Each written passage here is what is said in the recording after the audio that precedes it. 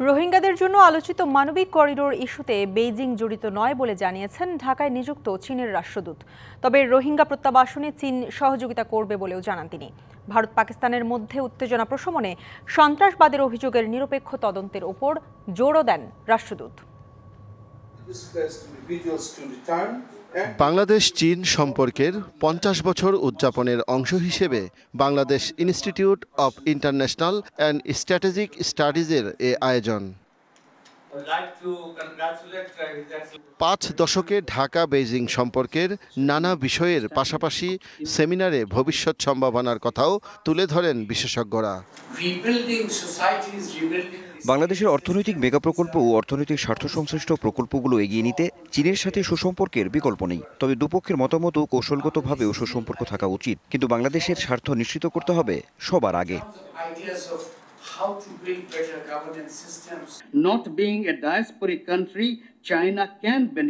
গত ৫ দশকে বৈশ্বিক ও জাতীয় পর্যায়ে যে পরিবর্তন ঘটেছে সে প্রেক্ষাপটে দুটি কারণে চীনের সাথে সবসময় বাংলাদেশের সম্পর্ক ভালো রয়েছে।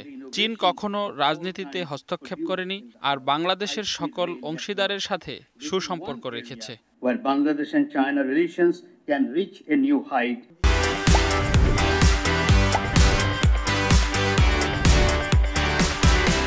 এ সময় রোহিঙ্গা প্রত্যাবাসন ও মানবিক করিডোরের ইস্যুতে কথা বলেন ঢাকায় নিযুক্ত চীনের রাষ্ট্রদূত।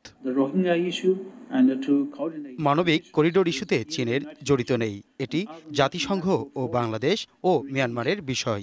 তবে রোহিঙ্গা ইস্যুতে প্রত্যাবাসন ছাড়া সমাধান নেই। তবে আমরা দৃঢ়ভাবে বলছি, চীন সবসময় বাংলাদেশের মানুষের পাশে থাকবে। ভারত পাকিস্তান উত্তেজনা প্রসঙ্গে উভয় দেশকে শান্তি ও স্থিতিশীলতার স্বার্থে শান্ত ও সংযমী হবার আহ্বান জানান চীনা রাষ্ট্রদূত। চীন সবসময় সন্ত্রাসবাদের বিরোধিতা করে। পরিস্থিতি শান্ত করতে দুই দেশকেই কাজ করতে হবে।